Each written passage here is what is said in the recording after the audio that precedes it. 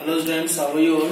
Today we'll start a topic that is formation of phosphodiester bond. Okay, थोड़ा revise करें. बता चुका हूँ आपको मैं कि DNA contain phosphoric acid and by the help of phosphoric acid one group is formed that is called phosphate group. ठीक है, तो हमें ये जानना है कि जो phosphate group है, ठीक है, वो bond किस तरह बनाता है between two molecules of deoxyribose sugar. Okay, see here, we are seeing here.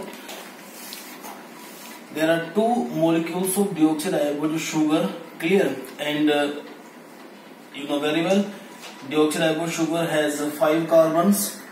Okay, carbon number 1, carbon number 2, carbon number 3, carbon number 4 and carbon number 5. Clear? Carbon number first of deoxyribose sugar has nitrogen base, or simply you can say that nitrogen base is linked with carbon number first of deoxyribose sugar. Okay, and number 5th carbon has free phosphate group. Okay, क्योंकि यहाँ पर कोई दूसरा deoxyribose molecules नहीं है. ठीक है, अगर कोई दूसरा deoxyribose sugar molecules होता तो जो ये phosphate group है it provides help to form phosphodiester bond. अब हमें देखना है कि दो deoxyribose sugar molecules के बीच में bond की formation किस तरह होती है. ठीक है, अब देख रहे हैं कि एक जो डिऑक्सीराइबोस शुगर होती है उसका तो कार्बन नंबर 5th और दूसरी जो डिऑक्सीराइबोस शुगर होती है उसका कार्बन नंबर 3rd. ठीक है, इनके बीच में फॉर्मेशन होती है फॉस्फोडाइस्टर बॉन्ड की. वो आप ऐसे देखें कि जैसे एक जो डिऑक्सीराइबोस शुगर है, ठीक है, उसके कार्बन नंबर 3rd से हाइड्रोक्सिल ग्रुप, ठीक है, और फॉस्फेट ग्रुप के यहां से भी हाइड्रोक्सिल ग्रुप, ठीक है, OH, ये दोनों एक वाटर मॉलिक्यूल्स को रिलीज करते हैं. ठीक है, वाटर मॉलिक्यूल्स को बाहर निकालते हैं. ठीक है, for the formation of phosphodiester bond. और जब इन दोनों के एडिशन से वाटर मॉलिक्यूल्स बाहर निकल जाएगा तो आप यहाँ पर देखें, ठीक है, phosphodiester bond is formed between two molecules of deoxyribose sugar. Okay, but you should know that this phosphodiester bond right here, phosphodiester bond. Okay, आप समझे इसको कि जो ये फॉस्फोडाइस्टर बॉन्ड है it is formed between one deoxyribose sugar carbon number 5th and another deoxyribose sugar carbon number 3rd. इन दोनों के बीच में बनता है बॉन्ड. ठीक है, अब हम पढ़ेंगे on the basis of 3 chemical component the structure of polynucleotide, and I think so that you know very well DNA is an example of long polynucleotide chain. Okay, DNA has 2 strands in case of double stranded DNA, and in case of single stranded DNA it has only single strand, and one strand has 3' to 5' polarity and another strand has 5' to 3' polarity. Okay, यहाँ पर जो 3' है it indicate carbon number 3rd और जो 5' है it indicates carbon number 5th. ठीक है, जो कार्बन नंबर 3rd है it has free hydroxyl group और जो कार्बन नंबर 5th है it has free phosphate group. Okay, ऐसे यहाँ पर फ्री फॉस्फेट ग्रुप है और यहाँ पर हाइड्रोक्सिल ग्रुप है. ठीक है, फिर आपको पता है कि each strand of DNA consist many nitrogen bases. Clear, you know very well there are 4 types of nitrogen bases in case of DNA: adenine, thymine, cytosine and guanine. Okay, अब आप देखें कि जो एक स्ट्रैंड्स पे नाइट्रोजन बेस होते हैं उनके कॉम्प्लीमेंट्री दूसरे स्ट्रैंड्स पे होता है. जैसे यहाँ पर अगर एडेनिन है तो यहाँ पर thymine, adenine, cytosine, guanine, cytosine, guanine, adenine, thymine, cytosine, adenine. ठीक है, और इनके बीच में बॉन्ड होता है हाइड्रोजन बॉन्ड्स. ठीक है, पता होना चाहिए आपको adenine is always bind with thymine by the help of double hydrogen bonds and cytosine bind with guanine by the help of triple hydrogen bonds. ठीक है, अब आप देखें कि जो ये 2 strands हैं DNA के, ठीक है, these 2 strands of DNA are known as 2 polynucleotide chain because each polynucleotide chain consists 3 units of chemical components. उसमें डिऑक्सीराइबोस शुगर भी है जो पेंटो शुगर का एग्जांपल है, नाइट्रोजन बेस भी है और फॉस्फेट ग्रुप. ठीक है, पता है आपको इस चीज का कि जब बहुत सारे डिऑक्सीराइबोस शुगर मॉलिक्यूल्स होंगे तो उनके बीच में लिंकेज कौन करेगा, बॉन्ड कौन बनाएगा, फॉस्फेट ग्रुप बनाएगा। ठीक है, फॉस्फोडाइस्टर बॉन्ड से बहुत सारे जो डिऑक्सीराइबोज मॉलिक्यूल्स होते हैं वो आपस में लिंक होते हैं, तब जाके बनती है एक पॉलीन्यूक्लियोटाइड चेन। ठीक है, बता चुका हूं लेकिन थोड़ा समझाने के लिए दोबारा आपको मैं ना इस चीज को रिवाइज कर रहा हूं। ठीक है, कि स्ट्रक्चर बनाकर के किस तरह फॉर्मेशन होगी पॉलीन्यूक्लियोटाइड चेन की। ठीक है, अब यहाँ पर देखें कि जैसे पहले समझ लें कि डीएनए के जो दो स्ट्रैंड्स होते हैं 3 prime to 5 prime, 5 prime to 3 prime. Okay, 3 prime. ठीक है, अब जो 3 प्राइम है इट हैज हाइड्रोक्सिल ग्रुप। ठीक है, तो यहां पर आप ऐड करेंगे शुगर। ठीक है, then after phosphorus, phosphate group, sugar, phosphate, sugar, phosphate group, और यही फॉस्फेट ग्रुप बॉन्ड बना रहा है दो शुगर मॉलिक्यूल्स के बीच में।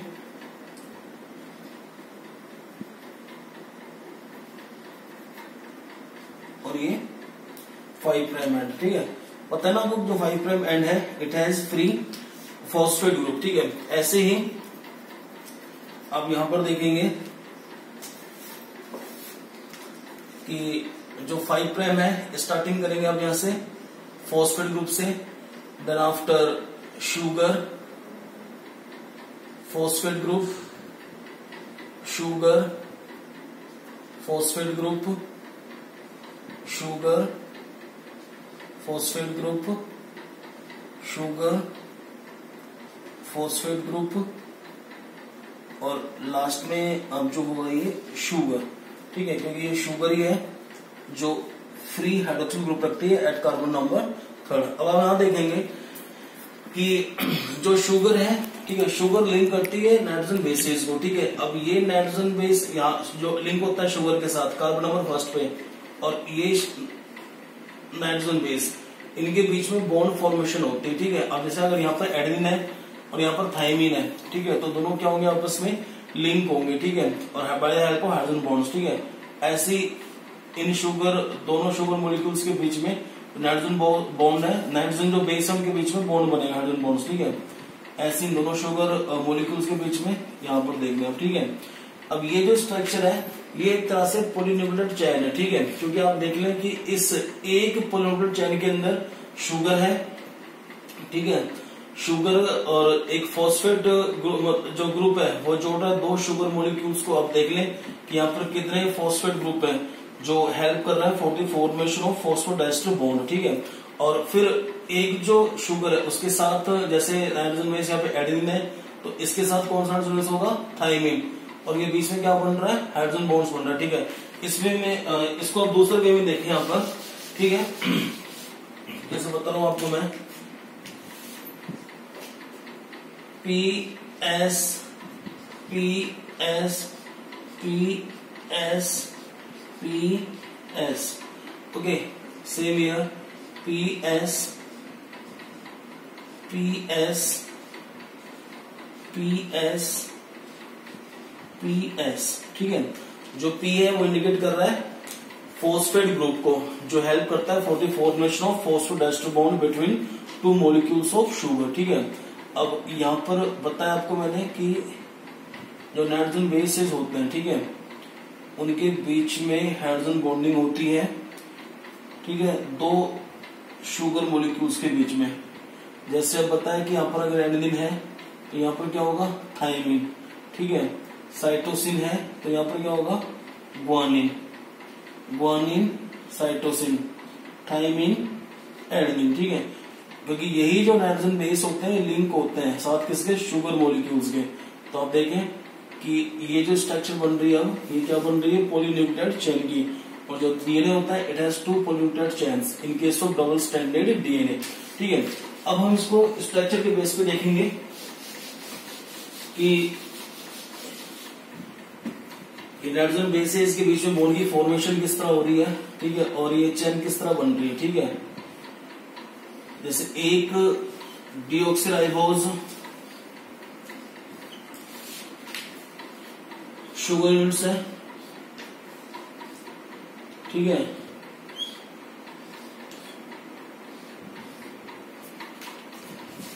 अब जो फर्स्ट कार्बन है it has nitrogen base H H H OH H H CS2OH, ठीक है। और जो फिफ्थ नंबर कार्बन है यहाँ पे आप ऐड कर दें फॉस्फेट ग्रुप को, ठीक है।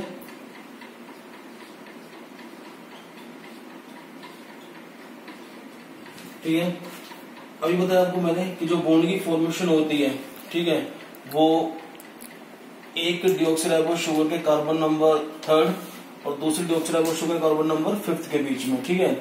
तो आप देख लें कि nitrogen base H H H H OH H, यहाँ पर आप लिखेंगे CS2, ठीक है। और आप अब जोड़ देंगे इन दोनों को, यहाँ से OH और यहाँ से भी OH बताया था ना अभी, ठीक है। और यहाँ पे आप एडिशन के लिए लिख दें इन दोनों को जोड़ने के लिए P, यानी कि बॉन्ड फॉर्मेशन हो रही है, फॉस्फोरस बॉन्ड की फॉर्मेशन बिटवीन 2 शुगर मॉलिक्यूल्स, ठीक है। ऐसे ही same here between these 2 molecules of sugar, यहाँ पे ऐड करेंगे nitrogen base H H H HCOH H CS2OH, ठीक है। लेकिन बताया ना बॉन्ड की फॉर्मेशन होती है 5th और 3rd के बीच में, ठीक है। अब ये तो एक स्ट्रैंड्स हो गया है, ठीक है, 1 strands of DNA 5 prime to 3 prime. और यहाँ जो 5 प्राइम है it indicate 5th number carbon that is free phosphate group, ठीक है। और जो 3 प्राइम एंड है वो ये नंबर 3rd कार्बन, ठीक है, ये लगता है फ्री हाइड्रोक्सिल ग्रुप, ठीक है, OH। तो एक स्ट्रैंड्स बन गया। अब बात हम कर रहे हैं दूसरे स्ट्रैंड्स की, ठीक है, कि अगर ये डबल स्ट्रैंडेड डीएनए होता तो जो दूसरी पॉलीन्यूक्लियोटाइड चेन होती है, ठीक है, वो किस तरह बनेगी। तो इसमें ये है कि आप देख लेंगे यहाँ पर कि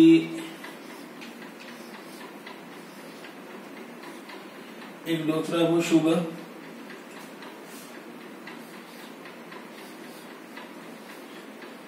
दूसरी डिऑक्सीराइबो शुगर, ठीक है।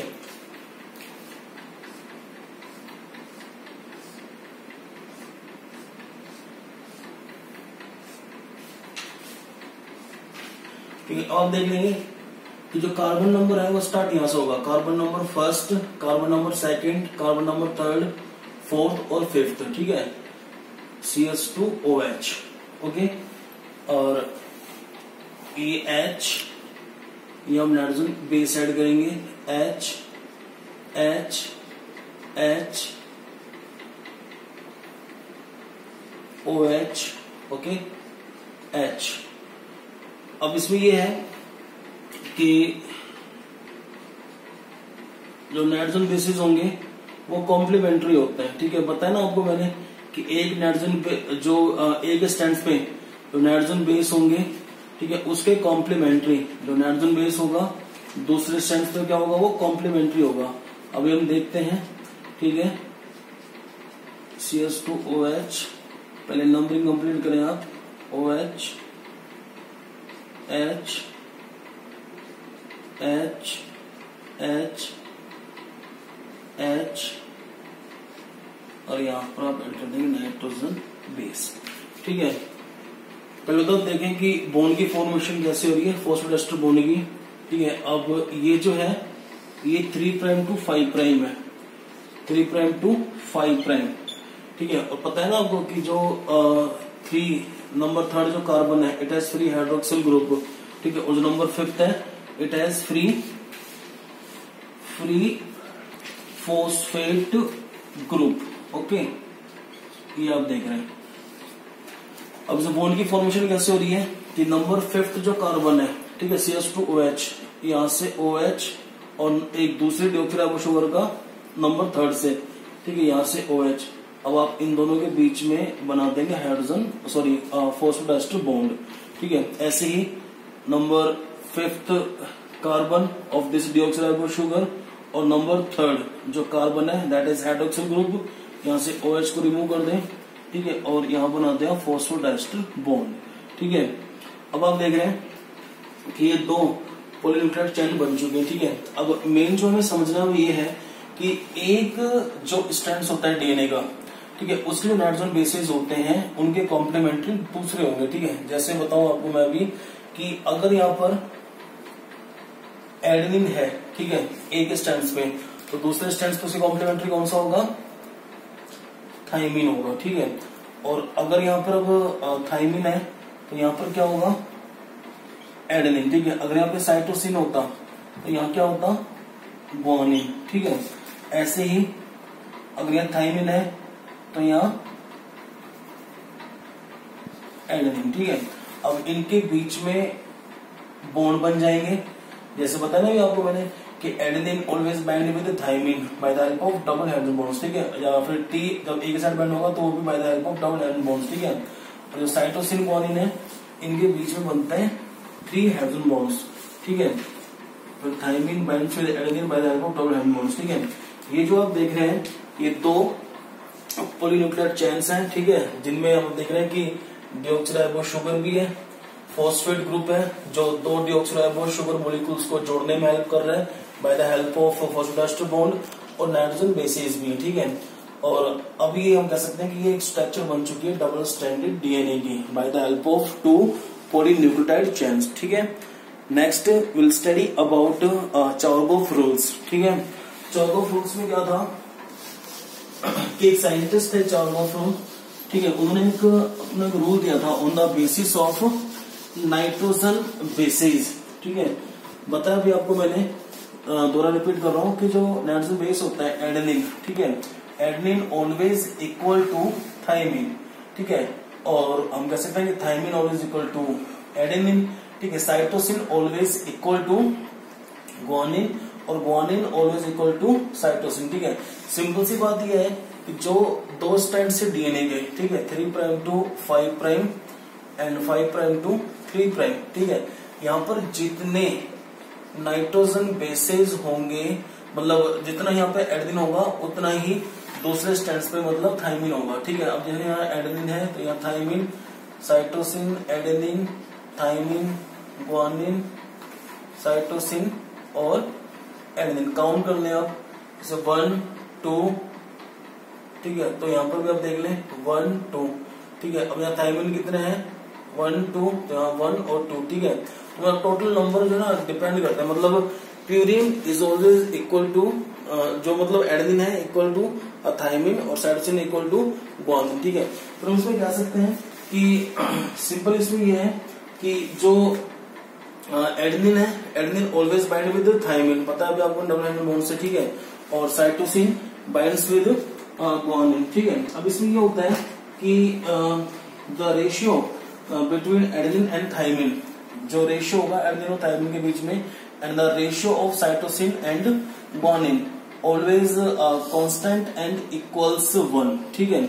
अब इसमें क्या था कि जो चारगोफ साइंटिस्ट थे, ठीक है, उन्होंने एक फॉर्मूला दिया था, ठीक है, चारगोफ रूल के अंदर एक फॉर्मूला था A+G upon C plus T is equal to 1, ठीक है। अब इसमें क्या है कि अगर एक डीएनए के अंदर 20% एडेनिन है, ठीक है, तो अब थाइमिन कितना होगा बताइए। अब 20% एडेनिन है तो थाइमिन भी कितना हो गया 20%, ओके। 20 20 40, 40 को आप लेस कर देंगे 100 में से, कितना हो गया 60, 60 को आप डिवाइड करें 30%, 30%। अब जो साइटोसिन और ग्वानिन है वो कितना होगा 30%। अब यहाँ पे आप पुट करें, एडेनिन तो 20% था, ये 30%, 30%, 20%, तो क्या हो जाएगा देखें यहाँ पर आप 50 अपॉन 50 इज इक्वल टू 1, ठीक है। 20 और 30 50, 30 और 20 50, 50 अपॉन 50 1, ठीक है, ये था। अब हम पढ़ेंगे X-ray diffraction data model of DNA, X-ray diffraction data model of DNA. Okay, दो साइंटिस्ट थे,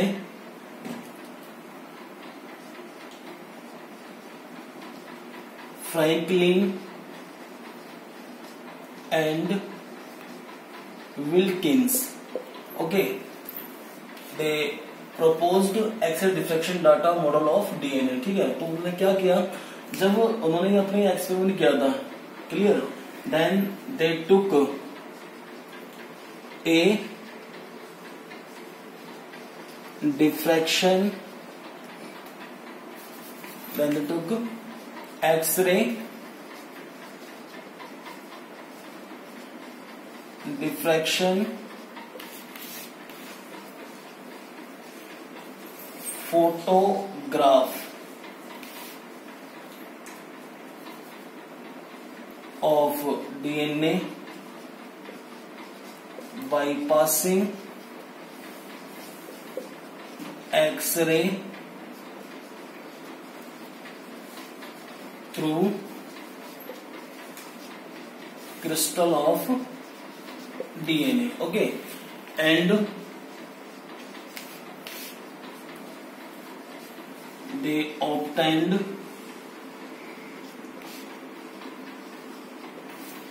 helical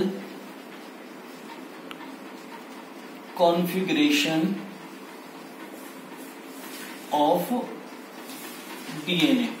ठीक है, तो सिंपल ये है कि जब उन्होंने एक्सरेज को अप्लाई किया था डीएनए के ऊपर, ठीक है, तो उन्होंने लिया था एक फोटोग्राफ, एक्सरे डिफ्रैक्शन फोटोग्राफ। ठीक है, and on the basis of this photograph they both told that DNA has helical structure. Okay, और simply they told that on the basis of this X ray diffraction data model of DNA कि DNA is long, characters लिख देता हूं मैं, DNA is long and thin molecule. Okay, one character. Second, they told that DNA has two strands. Third, two strands of DNA spiral और helical इन shape. फिर होता है उन्हें कि two strands of DNA twist, थोड़ा घूमते हैं, मतलब वो eight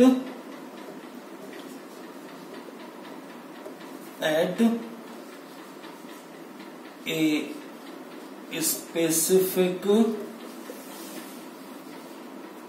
interval.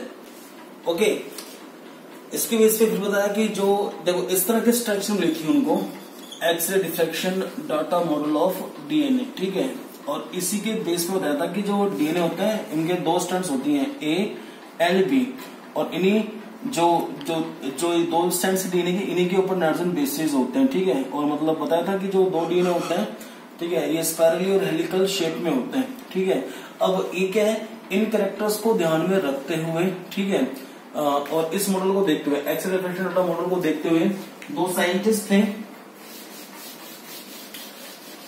James Watson and Francis Crick. ठीक है, they both proposed a model in 1953, और वो मॉडल था double helix model of DNA. It is also known as duplex model of DNA. ठीक है, बताया भी आपको मैंने, दो साइंटिस्ट थे, वॉटसन एंड क्रिक। पहले उन्होंने देखा कि जो एक्सरे डिफ्रैक्शन डाटा था, डाटा मॉडल जो विल्किंस और फ्रैंकलिन ने दिया था, ठीक है, उसी को मतलब उसकी हेल्प से, ठीक है, उन्होंने खुद ने फिर डबल हेलिक्स मॉडल रिप्रेजेंट किया था। ठीक है, इन 1953 के अंदर। अब देखें कि जो डबल स्ट्रैंडेड डीएनए है, नेम से ही पता लग रहा होगा आपको।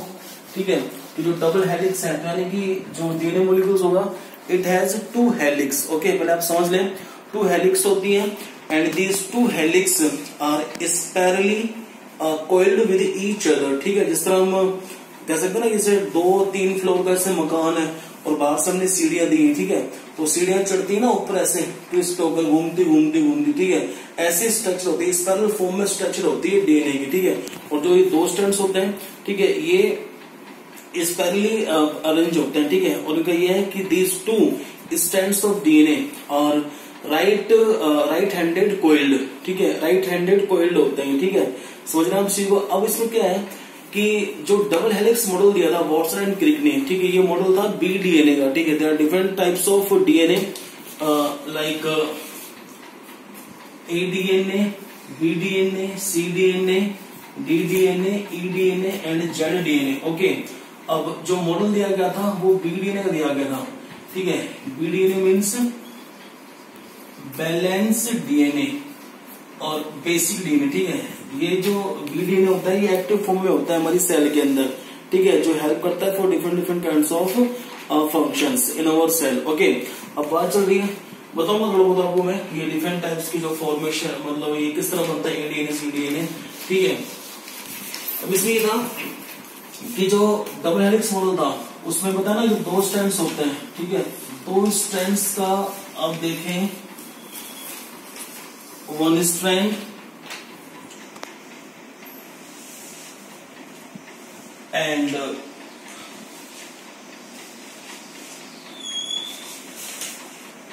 this one is another strands. Okay, 1 strand has 3' to 5' polarity and another strand has 5' to 3' polarity. Okay, इतना तो ये समझ रहे हैं।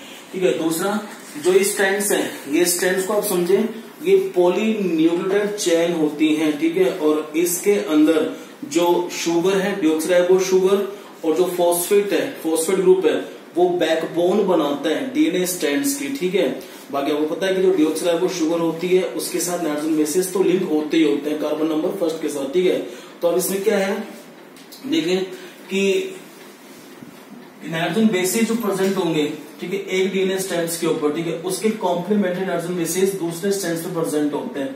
ठीक है, अब इसमें क्या होता है कि जो एक टर्न होती है, ठीक है, जैसे अभी यहां से और यहां तक, ठीक है, जो एक सिंगल टर्न है, ठीक है, जो सिंगल टर्न है या पिच बोल सकते हैं आप इसको, ठीक है, या single helix you can say that the length of this turn is 34 armstrong. ठीक है, और नैनोमीटर में you can write here 3.4 nanometer. Okay, ये तो लेंथ की बात होगी। ठीक है, अब इसमें ये है कि जो एक टर्न होती है it has 10 nitrogen base pair, जैसे adenine, thymine, thymine, adenine, cytosine, guanine, guanine, cytosine, thymine, adenine, adenine, thymine, cytosine, guanine, guanine, cytosine, thymine, adenine, adenine, thymine.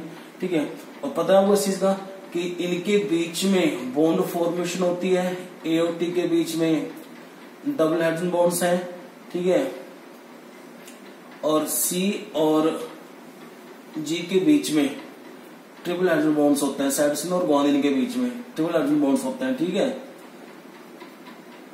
ये हाइड्रोजन बॉन्ड्स हैं।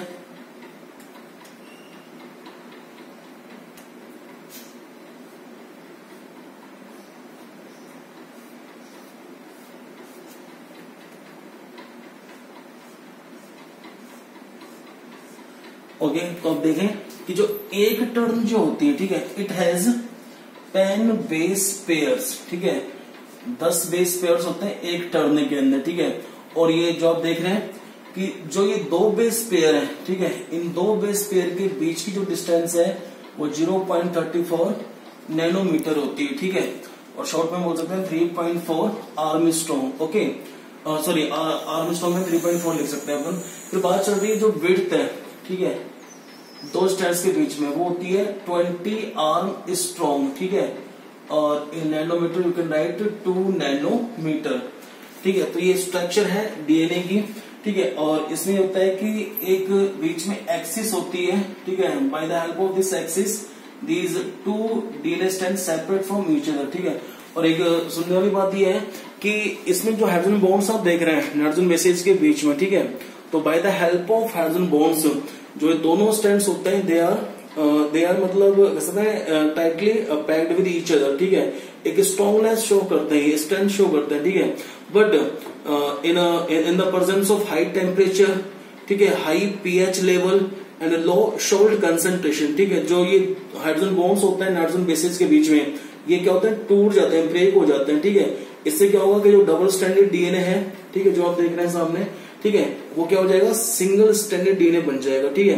फिर आप उसमें ये समझे कि अब आप ये देखें कि ये जो स्ट्रैंड्स दिख रहे हैं आप दोनों, ठीक है, दोनों जो स्ट्रैंड्स हैं, ठीक है, अब यहाँ पर शुगर भी है, फॉस्फेट भी है, ठीक है, जो बैकबोन बनाती है इनकी, और नाइट्रोजन बेसेज होते हैं, ठीक है। ये double helix structure of DNA है। लेकिन जस्ट बताया था मैंने आपको कि ये जो स्ट्रक्चर है किसकी है, बी फॉर्म की, ठीक है, बैलेंस्ड जो है बैलेंस डीएनए की, ठीक है, बी डीएनए की, ठीक है, बी डीएनए। और वैसे बताया था ना मैंने ए डीएनए होता है, ठीक है, ए डीएनए है, C DNA, D DNA, E DNA and Z DNA, okay, except Z DNA, जो ये आप फॉर्म देख रहे हैं, A DNA, C DNA, D DNA, E DNA, ठीक है, they are right handed coiled, जो दो स्ट्रैंड्स होती है, ठीक है, राइट हैंडेड कोइल्ड होती है इसमें, ठीक है। और जो जेड डीएनए होता है उसमें जो दो स्ट्रैंड्स होंगी वो लेफ्ट हैंडेड कोइल होती है, ठीक है। अब इसमें क्या होता है कि जो बी डीएनए होता है, ठीक है, it has 10 base pair and A DNA has 11 base pair, C DNA has 9 base pair, D DNA has 8 base pair, E DNA has 7.5 base pair, Z DNA zigzag DNA has 12 base pair, alternative DNA, complementary DNA, zigzag DNA, ठीक है, सबसे बड़ा जो होता है वो Z DNA होता है, ठीक है। It is discovered by rich named scientist, ये भी आपके काम का नहीं है, ठीक है, ये बड़ी क्लास में आप पढ़ेंगे। एक इतना ध्यान रखना कि जो डिफरेंट जो फॉर्म्स हैं ये डीएनए की, ठीक है, ये कुछ इनमें इनएक्टिव फॉर्म में होती है, कुछ एक्टिव फॉर्म में होती है, ठीक है।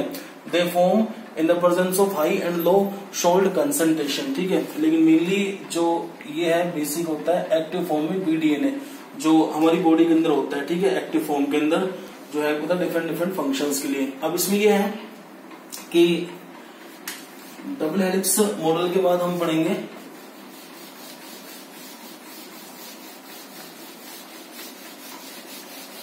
इसमें। लेकिन एक बात ध्यान रखना, बताया था ना भी मैंने कि जो नाइट्रोजन बेसेज होते हैं दोनों स्ट्रैंड्स के ऊपर, ज्यादा जो स्ट्रॉन्गनेस होती है ना वो होगी साइटोसिन और ग्वानिन के बीच में। वो इसलिए होती है कि जो साइटोसिन ग्वानिन होते हैं, ठीक है, उनके बीच में 3 हाइड्रोजन बॉन्ड्स होते हैं, ठीक है, और एडेनिन और थायमिन के बीच में 2 हाइड्रोजन बॉन्ड्स होते हैं। तो ज्यादा स्ट्रॉन्गनेस किसी बीच में होगी, जीसी कंटेंट के बीच में, ठीक है।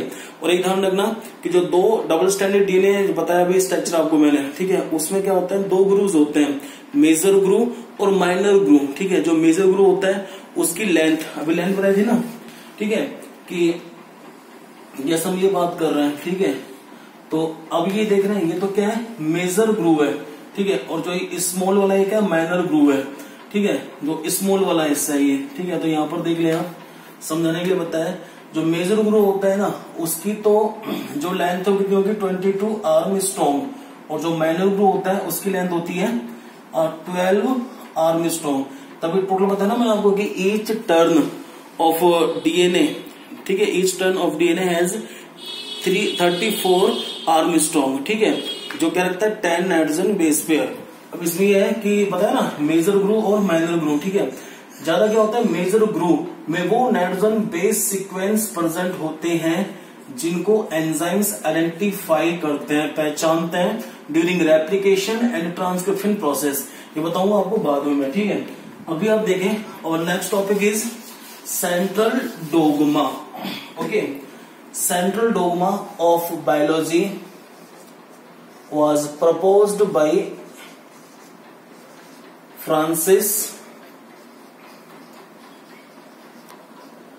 Francis Crick named scientist. Okay, and on the basis of this, he told that DNA, that is genetic material, it show a process that is called replication, and you know very well, by the help of replication process, first replication, ठीक है। Replication process क्या होता है कि जो भी genetic material होता है, चाहे वो डीएनए है या फिर आरएनए है, ठीक है, दे मेक मल्टीपल कॉपीज, ठीक है, in the cell by the help of this process replication, ठीक है। एक तरह से बायोकेमिकल रिएक्शन होती है रेप्लिकेशन भी, ठीक है। आरएनए भी मल्टीपल कॉपीज बनाएगा और डीएनए भी मल्टीपल कॉपीज बनाता है, ठीक है। लेकिन आप थोड़ा डीएनए के बारे में समझे, ठीक है। अब क्या है, रेप्लिकेशन के बाद एक प्रोसेस चलता है in the nucleus of eukaryotic cell, that is called transcription, and by the help of transcription non-genetic RNAs are formed like mRNA, tRNA, rRNA.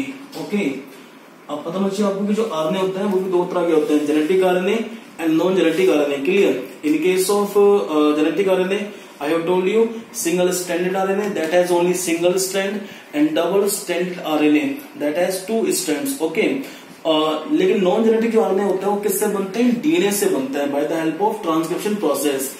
And the type of these non genetic RNA mRNA, messenger RNA, transfer RNA, ribosomal RNA. Okay, लेकिन अभी हम इसकी बात करते हैं mRNA की, ठीक है। MRNA acts as a platform for another process that is called translation, and by the help of translation process protein is formed in the cell. Okay, समझा आप इस चीज को? तो देखो ना, सेंट्रल डोग्मा के अंदर तीन रिएक्शंस आ रही, तीन बायोकेमिकल रिएक्शंस जो एक दूसरे के लिंक हैं, ठीक है। रेप्लिकेशन होगा तो बहुत सारे डीएनए मॉलिक्यूल्स बनेंगे। Then after number second transcription, कि डीएनए कन्वर्ट्स इनटू एमआरएनए, ठीक है। और नंबर थर्ड ट्रांसलेशन, कि एमआरएनए बनने के बाद, ठीक है, प्रोटीन सिंथेसिस प्रोसेस चलता है for the formation of protein in the cell. Okay, बताया मैंने आपको कि ये जो तीन जो non genetic RNA, transfer RNA, ribosomal RNA, combinedly they play major role in translation process for the formation of protein. ये हम पढ़ेंगे नेक्स्ट टॉपिक्स के अंदर, ठीक है। अभी इसी चैप्टर के अंदर है, डीपली है ट्रांसक्रिप्शन, ट्रांसलेशन, रेप्लिकेशन के बारे में। ओके, और next topic is reverse transcription. You know very well, mainly RNA acts as a genetic material in case of viruses, ठीक है। अभी जैसे हम बात कर रहे हैं कोरोना वायरस की, ठीक है, तो अब कोरोना वायरस के अंदर क्या है, सिंगल स्ट्रैंडेड आरएनए है, ठीक है। अब बात हम ये भी सुन रहे हैं कि जैसे बॉडी के अंदर एंटर हो जाता है तो इट मेक्स मल्टीपल कॉपीज, ठीक है। लेकिन बात यह है ना कि मल्टीपल कॉपीज कब बनेंगी, जब रेप्लिकेशन होगा, ठीक है, इनसाइड द सेल, ठीक है। अब इसमें क्या हो रहा है कि जैसे जो भी वायरसेज है, ये तो मैंने कोरोना वायरस का एग्जांपल दिया है, जैसे एचआईवी वायरस है, ठीक है, वो भी शो करता है रेप्लिकेशन, ठीक है। और रेप्लिकेशन के बाद फिर वही है, क्या चलेगा, ट्रांसक्रिप्शन है, फिर ट्रांसलेशन है, और बहुत सारी कॉपीज बनती रहेंगी, ठीक है। लेकिन ये समझे रिवर्स ट्रांसक्रिप्शन कि कैसे होता है इनके अंदर, reverse transcription. Reverse transcription process is also known as Taminism. दो साइंटिस्ट थे, बाल्टीमोर एंड टैमिन।